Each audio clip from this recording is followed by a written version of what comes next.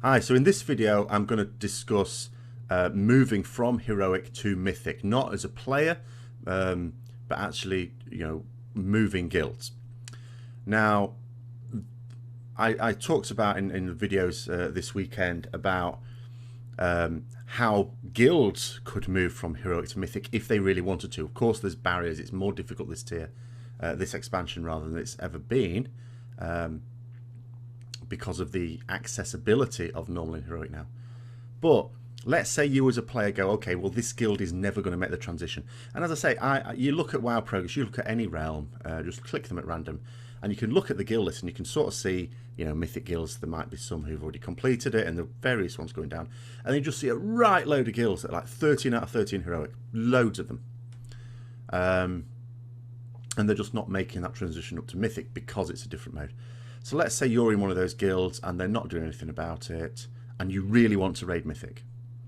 I'm going to go through how to actually apply to a mythic guild if you've no experience. If you're experienced in it, and let's say you've been a player in hard mode raiding before and you've just taken a step back and you'd like to build up to it, okay, you'll probably be fairly au fait with how to apply to these guilds. But if you're not, this might help. Now, the first thing I'm going to mention is that you might think that you are the best heroic raider in your guild, and therefore you're a shoo-in to get into a mythic guild. What I will say is that something I say quite a lot is your best heroic raider could well be your worst mythic raider. And the reason for that is this. Heroic raiding, there are mostly what you want is a right load of damage out of everyone or a right load of healing out of someone if you're a healer and stuff like that. And you can just bundle yourself over the bosses. Now, I'm not saying heroic is not hard. Of course it is. But it is possible to ignore certain mechanics and just strong arm your way through them. As you get better gear, you'll be more powerful. So people standing in fire is not as big a deal. It is still costing you. You would have cleared heroic much more quickly if players played properly, but you will get over the line eventually. It just takes you longer. In mythic, it will be fatal, and there is no excuse for this. Like doing it multiple times. I'm not saying no one ever stands in fire. Of course we do. Of course we do. But you're supposed to learn from it and not do it again. That's the difference. So it's a very different way of approaching it. So you'll have to bear that in mind.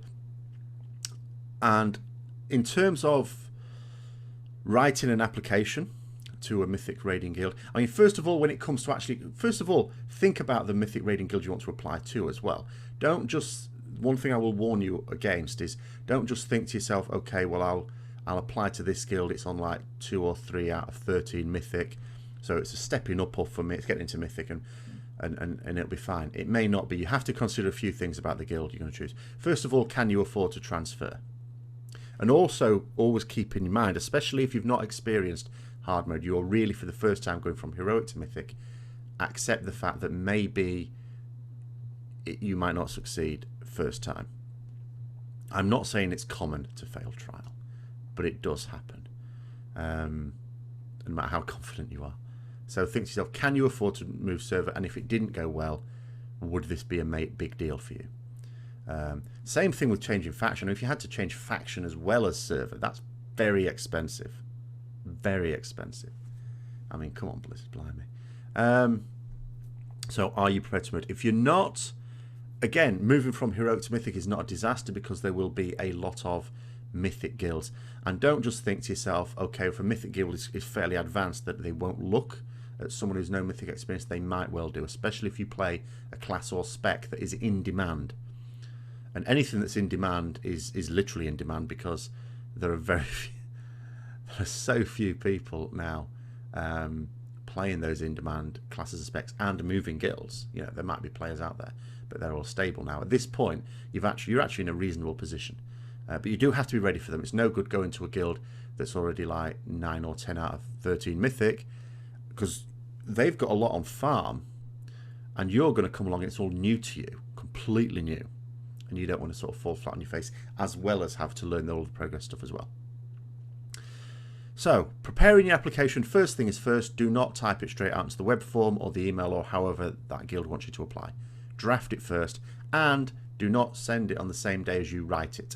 Even if you can afford to spend the whole day writing, like you can say you've got a Saturday, oh, I'm going to spend all day doing a really good job on this, still don't send it till the next day. You want to think about it, sleep on it, and then look at it the next day after you've slept. Look at it again, just see if you can think of any criticisms of it. Now, one of the key things about your application will be your record of progress so far. Now, obviously, this mostly means logs. They will want to see logs of your performance, and they are not just looking at overall numbers. Overall numbers have to be at a certain point. You have to bear in mind as well, if you're going from heroic to mythic, they will expect your heroic output to be fairly high. But the overall output, remember, is very dependent on a few things, and not all of them are down to you. If your guild takes a long time to kill a boss, your percentile will be lower as a result of that. And a decent mythic officer, recruitment officer, will be able to tell that as well. But they're not just looking, or they shouldn't just be looking at your overall output. They should be looking at what you're doing in the fight. So they will look for, and this is where it comes to the best heroic raider might be your worst mythic raider. They will look, for example, do you switch to priority targets? So they will look at the logs at certain times and go, okay, at that time, that's that person's priority target. Are they doing loads of damage on it? Oh dear, no, they're not. Couple of examples: Dominators on Socrathar, ads on Gorefiend when Feasts just starts. Are you damaging those ads if there are ads still up? Yes or no? Do you constantly forget when you're inside Gorefiend's belly to move out? Because on Mythic, of course, someone else will have to break you out, but on Heroic, you manage your own exit. Do you keep forgetting and dying in there from Digest? They will look at causes of death. What kills you? Is it stupid things that you keep repeating? Do you take a lot of damage from things you shouldn't be taking a lot of damage from? Are you running around like a blue arse fly on Tyrant Valhari, for example, with Aura of Oppression on, like in the first phase? Because again, when you go into Mythic, that aura is there for the whole fight. Although it gets weaker, it's still there. So, you know, this is the thing. The mechanics that you get away with ignoring, or largely ignoring on Heroic, will kill you in a second on Mythic. So they need to know that you can cope very well with Heroic mechanics, because the Mythic mechanics are much worse, and you have to be able to be perfect with the Heroic mechanics as well. Now, let's say your guild doesn't log, no one in your guild logs. So obviously you need to prepare for this in a bit in advance, because you are going to have to produce some logs yourself. It's free. Warcraft logs is better than World of Logs. Same thing, let's say your guild does produce logs, but they use World of Logs. I would advise you log yourself. It's easy to look up how to do it. It's just a simple command. But yeah, get an account on Warcraft logs and upload just your own personal ones to Warcraft logs. You can at least then link those in an application. But let's say your guild doesn't log and doesn't want things logged, because there are sometimes reasons for that. They may, for example, have a problem with DPS whores, and they ban people from logging because they don't want anyone ranking. So what can you do in that situation? You could physically record your fights. Now, Fraps is the sort of most famous way of doing this. I use Fraps for recording my fights, but there's a fee to pay for it. It's only a one-time fee. It's not that expensive, but okay, it's still a fee. But there are options if you wanted to do it for free. Now, the advice usually is to use open broadcaster software. This is what people use for streaming, and it's free. Perfectly good quality videos you get from it. So get that, get used to it, just practice using it a little bit, and then record a raid, record some key fights, and upload them to YouTube. Again, you can do that for free, and you could link those in your application. All right. Also kills another bird a bit later on, which I'll go over. But you must record your fights, and again, they're not looking at the damage.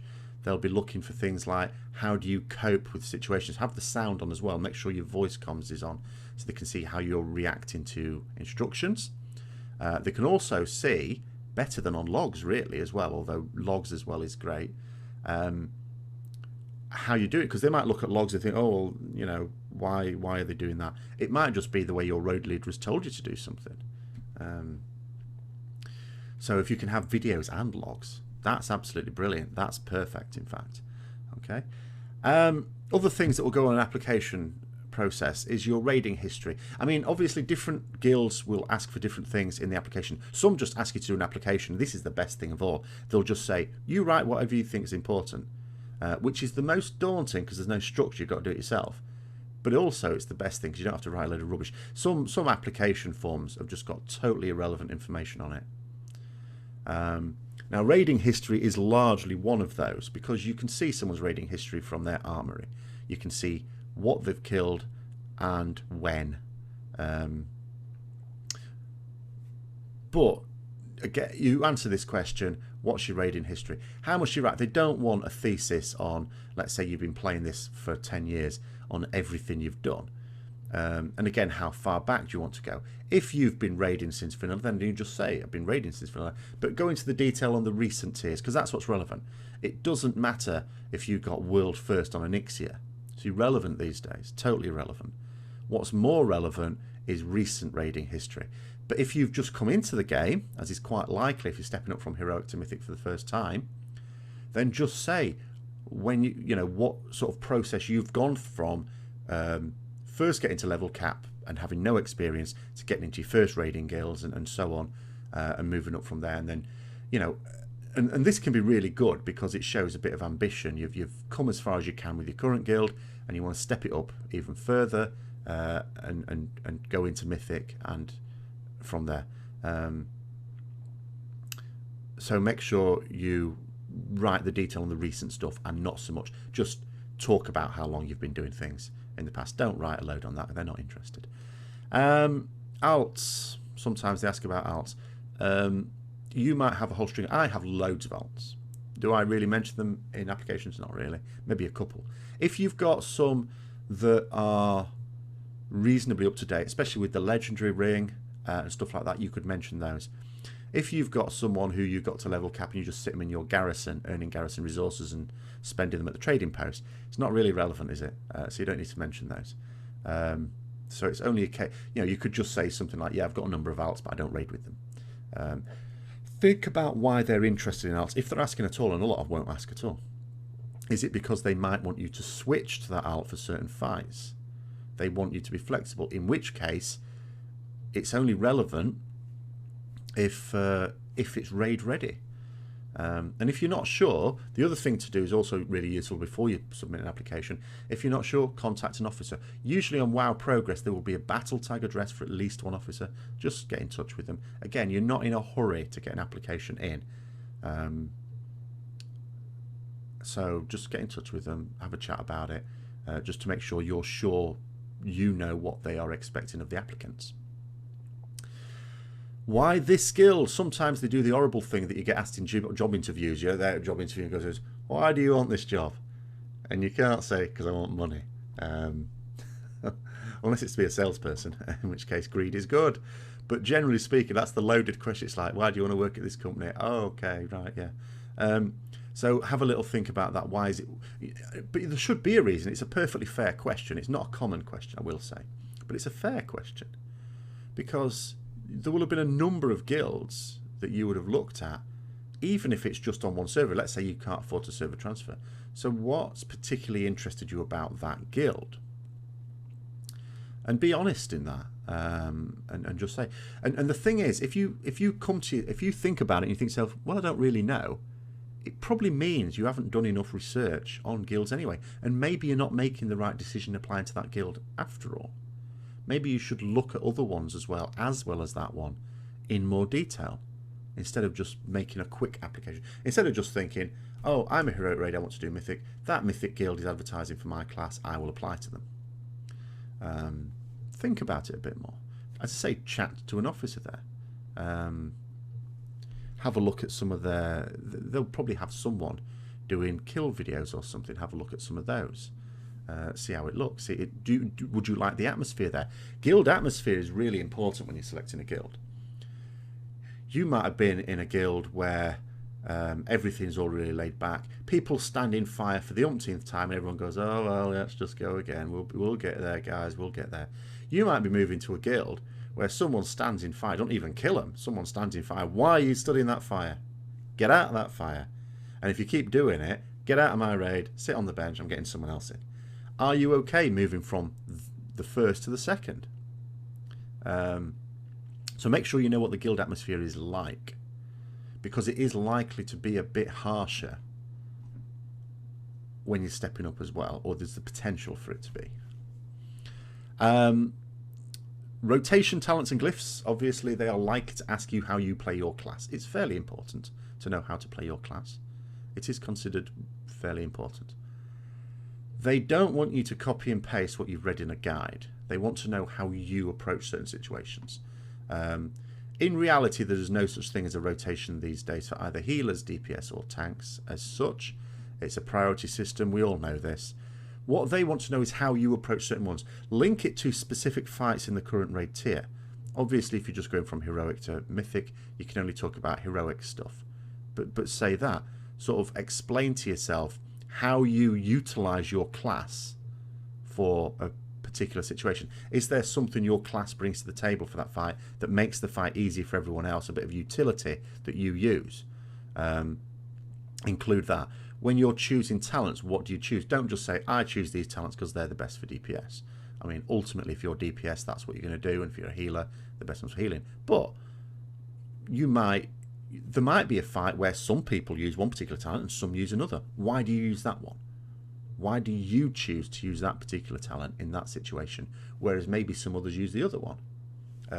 There are choices on a number of fights. It might be related to your gear. Again, showing an awareness of what piece of gear is better than another beyond just item level is also good. Show that you understand your class and not just someone who can copy and paste a rotation or a priority system from a guide somewhere online. Glyphs, same thing. Just sort of say which glyphs you use in which situation and why. I mean, this is where you can add some detail into it, but again, they don't want to read a regurgitated copy. Bearing in mind the person who'll be reading this application ultimately would be, you know, if the officers don't have someone who plays that class to a high level, they will ask someone who does. They will get someone who is class-specific knowledge, and they don't just want to read a load of tosh about something that you would have got off in a guide. They want to know how you do it. They want it personalised. Sometimes you do see, this is quite rare, but sometimes you will see a question on contributions to the guild outside of just being a raider. Again, think to yourself, are there any skills that you bring to the table? Are you particularly good at data analysis? Are you good at reading logs? Do you run pug heroics, in which case you know, you might have a few people in the guild that are quite happy to join those on their alts or things like that. Is there anything else you do? If there isn't, just don't lie about it. Just say, well, you know, I'm stepping up from heroic to mythic for the first time. I'll probably have a lot to learn there, and blah blah blah blah blah. Raid times. It will be important that you can meet the raid times. Don't think to yourself, oh well, I get home 5 minutes before they start their raids. Oh yeah, I can just about make it. No, you can't.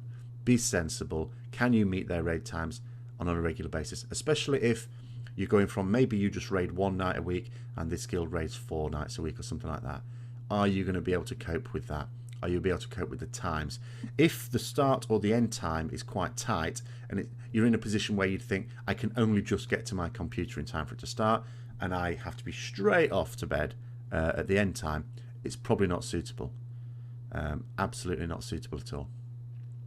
So be honest with yourself in that one. Can you meet them? The other thing is, how often do things come up where you have to say, I can't make that raid?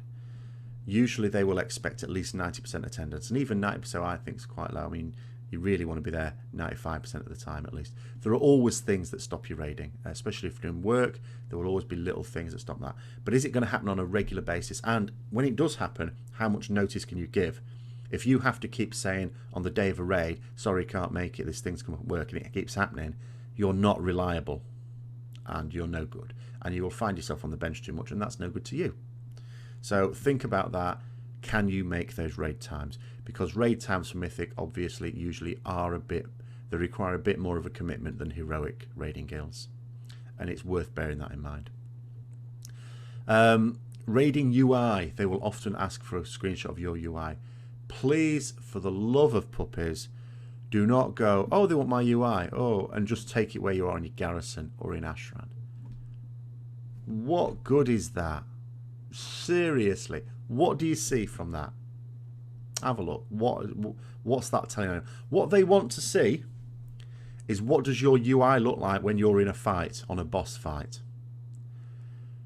Can you see? They'll be thinking to themselves, especially coming from heroic to mythic, where you've got to be able to see ground effects, right? They'll be thinking, and you've got to be able to know when timed events are going to happen. They want to see that. They want to see that your screen isn't plastered with shit everywhere. You know. So what does it? And you can't see this because your raiding UI is not active when you're out of combat. So it's no good even, you know, being in a raid. Sometimes you can see someone, they'll put a screenshot like stood in front of the boss ready to pull.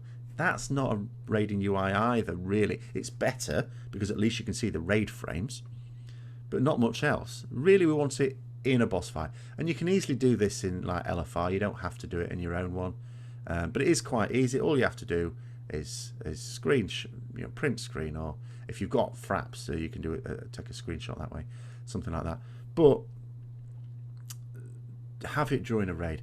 Now, as I said before about recording your fights, if you actually do record your fights using some sort of capture thing, whether it's fraps or whatever, and you can upload that to YouTube, you can actually I just direct them to that. I just say, well, look, here's a video of me raiding. Have a look at my UI. That's better as well because it's dynamic. It shows you at various points. They can see what they want to see then. But if you're going to do a screenshot, please do a proper screenshot during a raid. Just go into LFR and just show them in the middle of a boss fight, because then it doesn't matter. You can afford to press a thing there, and if you cock something up because you're distracted, who cares? It's LFR. So yeah, absolutely. And then usually the final thing is personal information. They obviously don't want your life history, just a little bit about what you do, who you are, your name, age usually. If you've got, if you've got an occupation, what's that? A bit of something about yourself, about your personality is usually good. Again, it's important that it's a good match. It doesn't suit either the guild or you to take someone on who won't fit into the guild. It's of no good to anyone. So it's important that you say what you are. So, for example, if you are an ardent feminist, it's no good joining a guild where they're going to tell sexist jokes all the time, is it? You're not going to get on.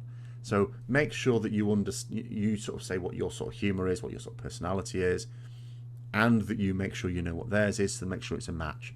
All right. So that's really what they're asking for, the personal information. They don't actually want to know what you get up to, and things like that. As such, they just want to know that you will be a good fit for the guild.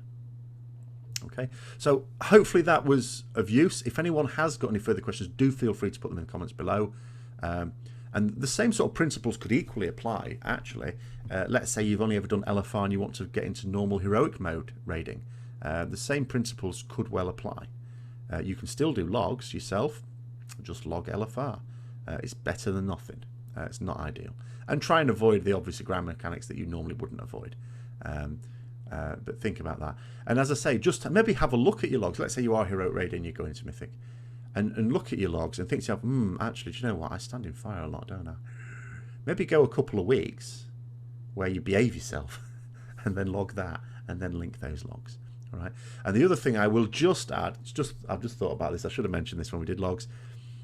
If sometimes I've seen applications and you look at someone links a log that's not just to their overall logs, it's to a specific fight where they did really well. Fools no one. They're going to go looking. They'll look for the bad fights. In fact, what I used to do is not just look at the kills. I'll look at the wipes. I will find a night when your guild was wiping on a progress boss, and I will see how you were doing on that. Because that's what's important. You know, how you are on farm is also important, because if the quicker and more efficient you kill farm bosses, the more time you get to spend on progress bosses. And when you finish the whole tier, the quicker you get the whole thing done and out the way. But What really matters is progress. How are you on progress? Do you learn quickly, or do you keep making? Is it always you dying, and do you end up? Are you the person who you only actually kill the boss when you do it right? Everyone else is just waiting for you to get it right. That's no good. So do think about that. And when, as I say, when you've done your application, sleep, come back to it the next day, look at it, and think to yourself, would I trial me? If the answer is no, maybe you need to shore it up a little bit. But okay, hope that was useful. Until next time, see you later.